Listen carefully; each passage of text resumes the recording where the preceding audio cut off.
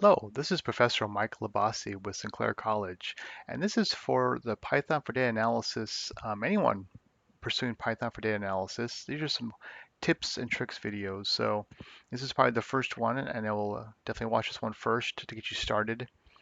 And right off the bat, I'm going to introduce to you to Anaconda. So we're using something called Jupyter Notebook. So you can use this URL, go to let's get Anaconda, Google that, or just anaconda.com. And there's a Jupyter runs on Linux, Mac, Windows, so it's a great and has a UI editor called Jupyter, which I use in my demonstration video, which I will post here in a second. So secondly, there's a great resource called Python for Everyone, or PY4E, and you might see that come up here in a second. This is a great way to have an online reference, and they're the free textbook, and it's online for you to use. So what I'm going to kick you off with is just a quick dip your toes into Python. And what I have is we're going to look at variables and statements, specifically variables. And this is, of course, be chapter 2 in that Python for Everybody textbook. And I'm not going to read the textbook to you, but what I do is I'm going to cut to an edited version of a video I have from my Python class where I demonstrate these values, these variables, using a game. So, but what we'll do is I want to talk about just real quick, a quick review here is what is a variable. And so a variable, or a var in this case here, equals some kind of value. And so for example, I have a variable, I give it a name, and I'm going to call it Mike. And you notice I have quotes here, so uh, we'll talk about that in a second. Now I can call this variable anytime. I can change it anytime. I can change the name. I can update it to Mike Labasi. I can change it to Dr. Mike, or whatever I want to call it, anytime during the Python code. And a lot of times I might want to change it and modify it, and I can call it here and I can print it out. So it'll print out the name Mike. Now, again, we'll see this in the video, so I just want to give you a little run up those so you know where to start. So, of course, there's some things we need to look at, and make sure when you look at this, there's a section called variable names and keywords. You can't just use whatever you want. There are some reserved words that we can't use. Um, so, by example, names work fine. So I have a variable called name now. Now, also, I can use the equal sign here. This sets it to a certain type of variable. So we have integers, strings, and floats. Now there are many more types in programming in general, and even in Python, but the three basic ones we deal with, integer, think of a whole number, like 0 to 99. Now it goes much larger than that. It gets very large, but think of a whole number, 42. That's integer. String. Now this is something we encapsulated in double quotes, like my name up there. So and it can be have spaces. It's just a string of text. Now, there's some really cool stuff with string parsing that we'll look at. We can actually parse this individually, but in any case, string itself could be spaces inside here, characters, dollar sign, and so on. And then we have something called a float. A float is a decimal, so 0.42 or 595. So with those three basic variables, types, and then we have, of course, how we use a variable. We give it a name and we set it. So you can have price equals 595. Now I don't put the quotes here. And Python handles the fact that it knows that now price is a float. So you don't have to worry about setting this or typesetting this. I do with other programming languages. So if I put, name equals Mike, it knows this is a string. And so anyways, with that, and the query, you can make sure you go ahead and get Anaconda, or if you already have it. I'm using Jupyter Notebook for the demonstration video. And again, I might refer to that several times here in several of my videos. And again, it's a fantastic resource.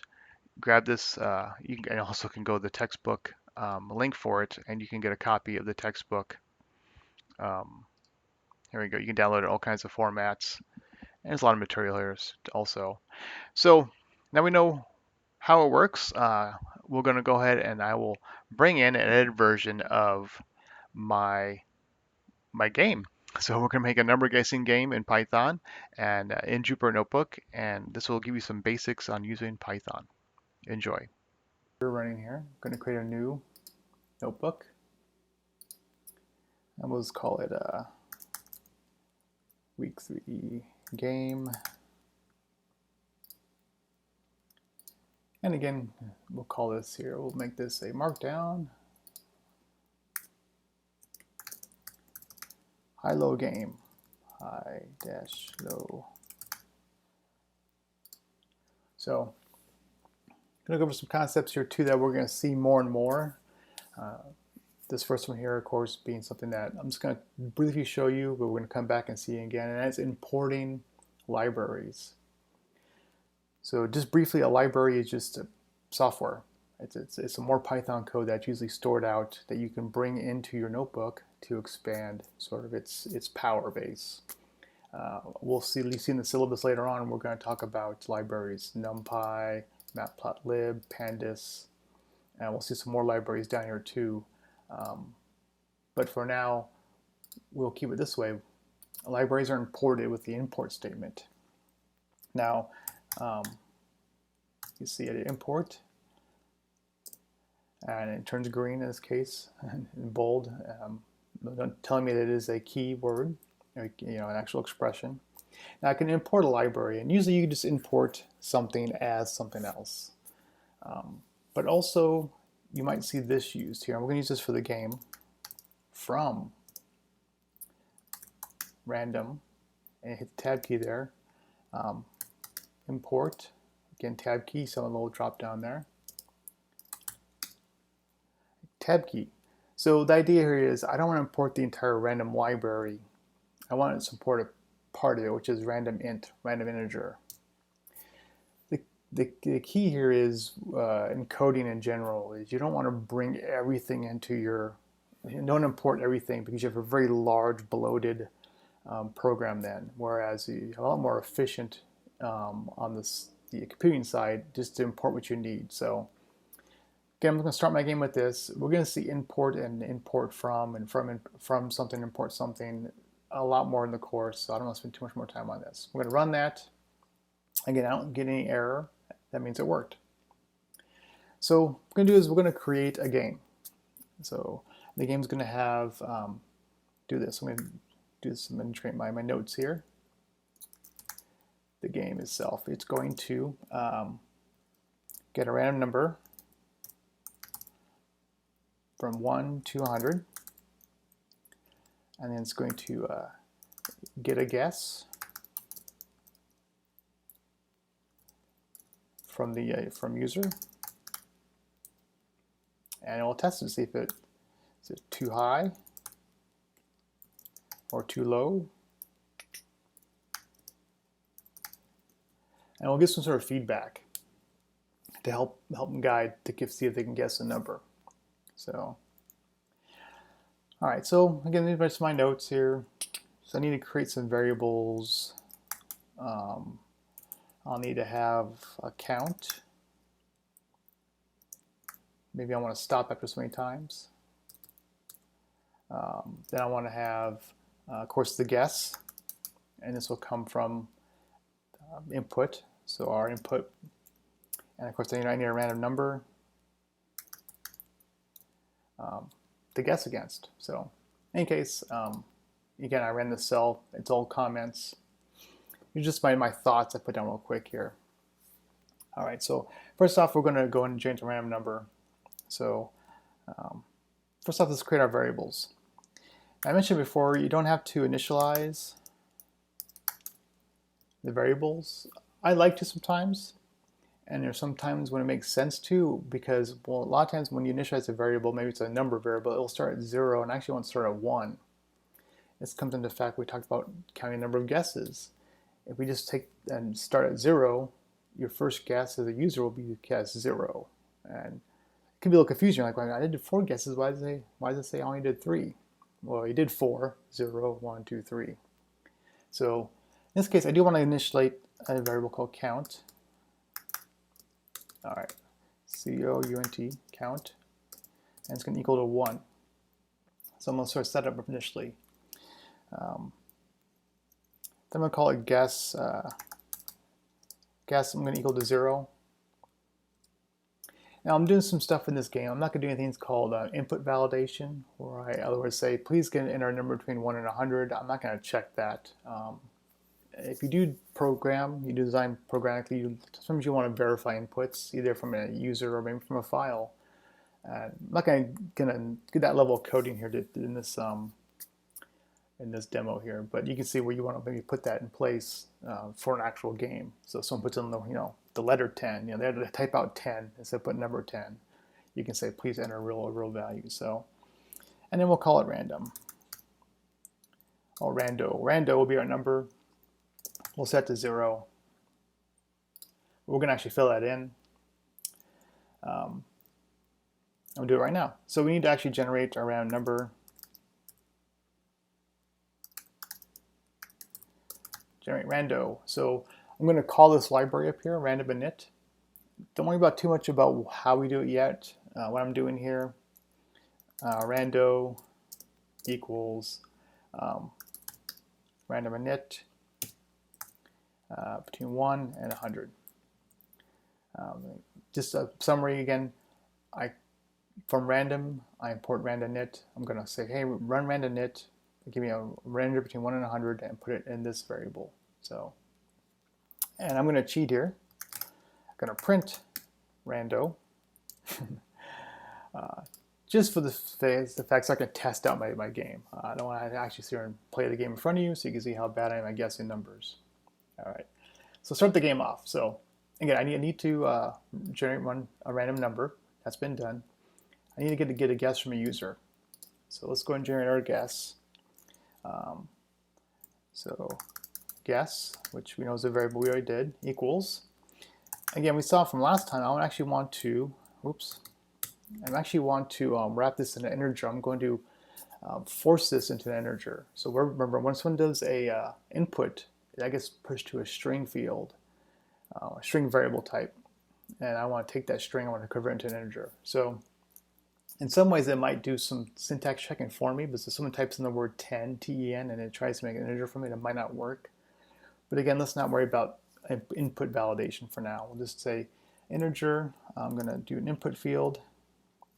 I'm going to say enter a number between 1 and 100. So I can have this in a separate field if I want. If I want to, I can run it and check it. Put 42. Again, no error, but let's print it out just to verify. Let's print guess. Run it again. 42, 42. So echoing back, the input might be a good idea, just so that people can see what they entered in case they forgot. So we can make it a little fancy here if we can put this print enter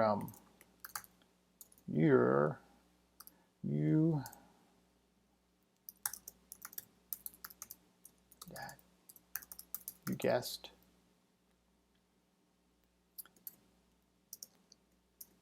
There we go. So run it again now. Let's do 55. You guessed 55. So in any case, you can have some fun with it. Now I can keep coding in the same block, but I'm actually going to write the next chunk of code in a different cell. So, so now we actually guess too high, too low, or I should say, or correct. So I mean, that's the conditions we're going to see, right? So again, not going to the textbook here, we're going to do some basic mathematical comparisons here. We know we have an integer, that's in this case 55, the current guess. So first thing is, did they get it right? So our first statement we're going to talk about is the if statement. And a simple if statement is that it's going to check a condition. So if guess is equal to rando. All right, so a couple things here are note. First off, this is my check. If my guess is equal to the random, hence is this equal to this? And notice I don't use the equal sign individually, I use a double equal. So when evaluating numerically here across, with a comparison, and we'll see, again, you see this in the Python for Everybody text. When we look at conditionals, right, there's your table. Is something equal to something, you use double. You can see you can do less than equal to, greater than equal to, or less than equal to. It's important to consider when you design how important it is, this little single step here. Like, for example, if I was doing some scientific data comparison, and I said if temperature is greater than 100 degrees Celsius, you want to ask, well, do we want to evaluate 100 degrees Celsius? Do we not? Because if we leave it at 100 degrees Celsius, you could be dropping off a large chunk of the data that you actually might want. So you can see with that little equal to or not equal to, greater than 100 degrees or greater than equal to 100 degrees. So again, and then you can see here, this if statement here. So if it's equal to this, it's positive. So go back to our game here. So if guess is equal to rando, so again, let's go back to this. If guess is equal to, again, my tab key rando. Now I do the colon here, hit return. You notice it does the tab for me. This is important. Don't just hit return and backspace. Python uses this sort of 4 spaces here as the conditional bracketing. In a lot of programming languages, they use these good old squiggly lines here. They'll use this to sort of indicate the start and end of a bracket. Python isn't using kind of brackets or semicolons, things like this that are used in a lot of programming languages. If you're not sure, maybe you misclicked, hit backspace, you go, uh-oh, shoot, you can see it's already red, and it's not going to work. I said just backspace, back up to here, hit return again. It should do the indentations. So indentations count. And again, the way to kick off the indentation if statement is this colon is sort of the indication that it's the end of my if statement. So if this is true, do this. Print, you win. There you go. All right, so again, otherwise it didn't do anything. So again, it ran, it doesn't equal it.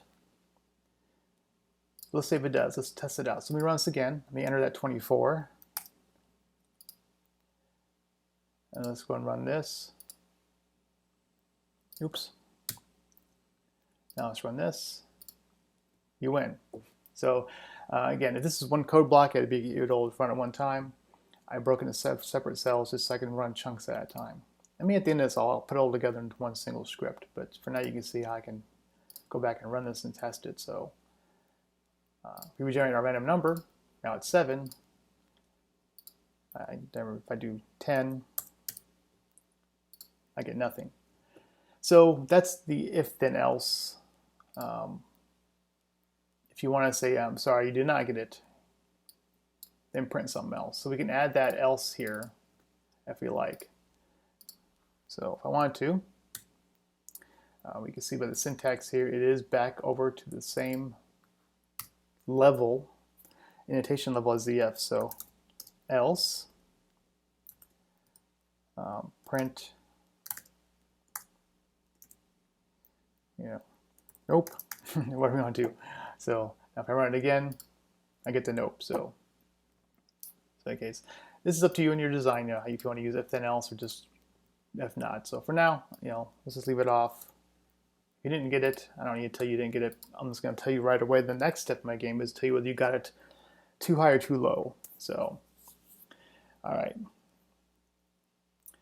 So for my notes here, all right. So we're going to write another. We're going to take that else statement here, and we're actually going to expand upon it.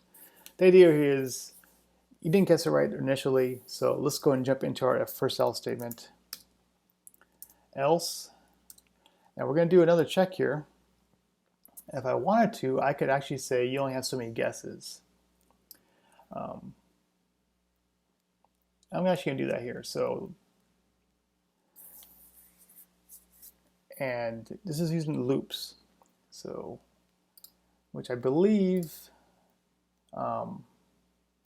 Yeah, operators, conditionals, control flow. So we can do this right here, is equal to else if ELIF. Yes, that's not spelled incorrectly. We can just do a quick check and come back and tell them. We'll start with that. Let's go ahead and do it that way. So else if guess, I'll skip the loop for now. That's where the guess, the count comes in. So if the guess is less than rando, we can print too low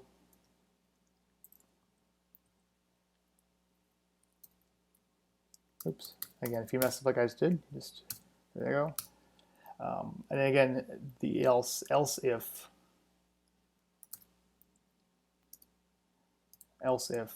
so we can build this little structure here. Else if guess is low, else if is guess oops, is guess greater than rando,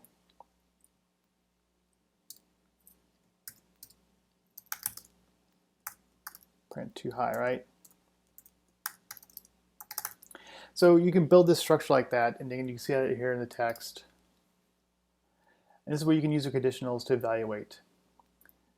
So right there, you can put this statement and this control flow into the game. So, spell it correctly, too high.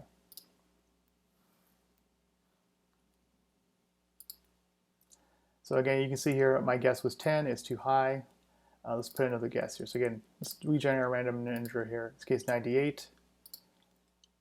Let's put in again a guess of 55. Oops, enter. And if I run this, it's too low. So again, I get one try. If I wanted to, let's go ahead and talk about, we can use the count if we wanted to. You could put in a while loop. And I'm gonna leave while loops out for now. I don't make it too complex. We'll come back and look at this. We'll reapproach this again when we look at looping. For now, I'll keep it simple like this. So again, for now, I don't need the count variable, so we'll just ignore that, which is fine. You don't need to use it. Normally, what you can do is you can build a while loop and then create a counter and say you get 10 guesses and count to 10, and then each time they guess, you tell them too high, too low, try again, try again. For now, though, you know what? We're just going to forget about the count and keep it simple. So again, pretty straightforward here. We created a random number. In this case, we printed it out, just a cheat to test our inputs. And we got a guess between 1 and 100. We got the guess from the user input. We echoed it back just so they can verify it. And here we can test if they want or not using this if or else if framework, which is right here. It's called nested conditionals. So let's actually get it right. Let's actually do it again here. Let's run this again. We got 30. It's here, 30. And we can run it when we won. So yay. Now again, if you wanted to, I could take all this. I could take this, put it into here. I could take this. I'm copying and pasting. Let's not print out the random integer. And you can put some spaces between your code if you like. Just blank spaces, sort of logic, you break it out. There you go. Now if I run this block, I don't have any guesses. I don't know what's going to be. I'm just going to change it. So I don't know, say 55, too high. If I ran it again, I'm not going to be all day trying this. Too high, wow. So you can see how it actually would work. And we can actually create a loop so you can keep playing the game under the same guess also. Again, we'll come back to looping later, but for now this is probably pretty quick here. I think this really covers what I want, which is the if and else if and conditional statements, which is of course the equals to, less than, or greater than. And again, like I mentioned before, with conditionals, pretty important, this operating table here. How you use this when you get to look at scientific operations is important. Uh, Again, if you're told to get everything that's 100 degrees or above and you do just greater than 100 degrees, you forgot the 100 degrees then. So this is where a written requirement, it can come from a researcher, it can come from software. When it goes into software, that small little mistake, which is a logical mistake, it doesn't cause any programmatical errors, but it will cause our output data to be incorrect. And it won't be until some verification later that we don't have any 100-degree mark. So I wonder why that? Well, it's because we don't have equal to. So in any case, quick little guessing game here. A couple other tips there, of course, you can see is using your tab key to help either autofill in names of variables and or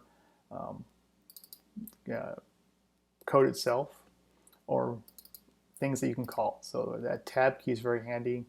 And again, very important is when you do create a structure like this, let the Jupyter Notebook do the indentations for you if at all possible. If you do think it's messed up, luckily in some ways it will tell you, and it might not. So indentation error. So right there.